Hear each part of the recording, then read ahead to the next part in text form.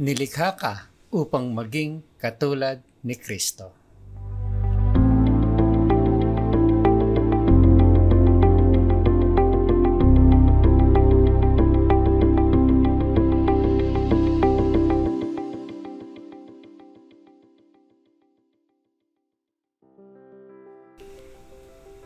Kamusta po kayo?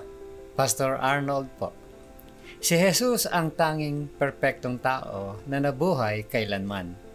Siya ay Diyos sa anyo ng tao at namuhay ng isang perpektong buhay. Ipinakita sa atin ni Jesus kung ano ang ibig sabihin ng maging ganap na tao. Kaya naman gusto ng Diyos na matuto kang mag-isip tulad ni Jesus, kumilos tulad ni Jesus at pahalagahan ang ginagawa ni Jesus. Nais ng Diyos na lumago ka at maging higit na katulad ni Jesus. Marahil ay gumugol ka ng maraming panahon upang matukoy kung ano ang gusto mong gawin sa buhay. Ngunit ang Diyos ay higit na interesado sa kung sino ka kaysa sa iyong ginagawa. Hindi mo madadala ang iyong karir sa langit. Dadalhin mo ang iyong pagkatao or yung karakter mo. Ang sabi po sa Bible, from the very beginning, God decided that those who came to Him, and all along, He knew He should become like His Son. Yun po ay mula sa Romans 8 verse 29 ng The Living Bible. Ang plano ng Diyos para sa iyo ay palaging maging katulad ni Jesus. Ito ay plano ng Diyos mula pa sa simula, bago pa man magkasala si Adan.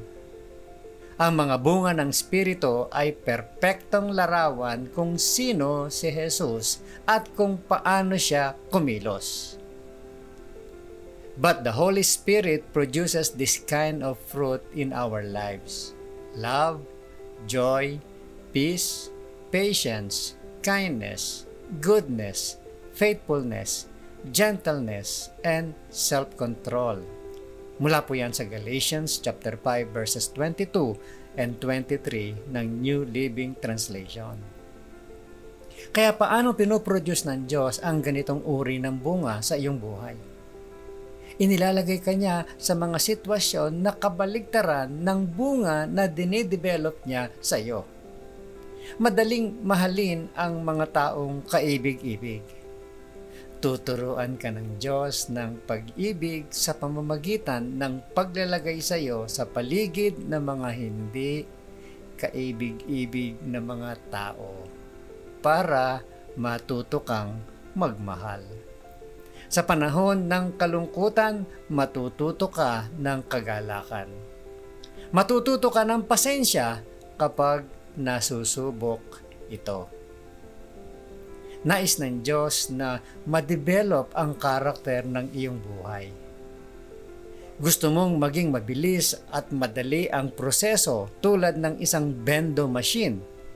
Binibigay ka agad ng bendo machine kung ano ang gusto mo. Ngunit karamihan sa inaalok nito ay junk food at makakasama sa iyo sa katagalan. Kung paano kumilos ang Diyos ay kabaligtaran ng isang bendo machine. Ito ay mabagal at kung minsan ay mahirap. Ngunit sa paglipas ng panahon ay magdidevelop ito ng strong character sa iyo. Tandaan na ang pag-grow sa spiritual life ay isang panghabang buhay na journey.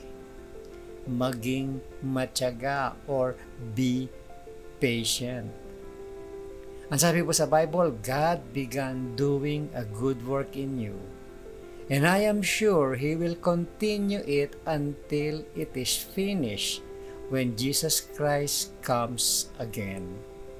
Mula po yan sa Philippians chapter 1 verse 6 ng New Century Version. Makakaasa ka sa pangakong yan. Think about this, my friend. What specific character traits do you believe God wants you to develop during this season of your life? Ano ang mga particular na katangian ng karakter ang pinapaniwalaan mong nais ng Diyos na mapaunlad sa mga panahong ito sa iyong buhay? Para sa mga inspirasyon, balikan mo yung listahan ng mga bunga ng Espiritu Santo sa Galatians 5 verse 22-23. Sabi nga noon, ang bunga ng Espiritu ay pag-ibig, kagalakan, kapayapaan, katyagaan, kabaitan, kabutihan, katapatan, kahinahunan, at pagpipigil sa sarili. Ano yung dinidevelop ng Diyos? Pinapaniwalaan mong dinidevelop sa iyo. Pangalawa, think about this, my friend. How has God used an opposite experience to grow your character? Paano ginagamit ng Diyos ang mga kabaligtaran na karanasan para mapalago ang iyong pagkatao or character? Halimbawa, ang isang taong mahirap mahalin ay nagiging mas mapagmahal ka. At ang pangatlo, think about this, my friend. How is it comforting to know that God won't give up on His work of growing you spiritually? Paano nakapagpapagaan ng loob na malaman mo na hindi susuko ang Diyos sa kanyang gawain na pagpapalago sa iyo sa spiritual na aspeto? Ito po si Pastor Arnold Adriano at ang encouragement na ito ay hatid sa inyo ng Malabon Community Church.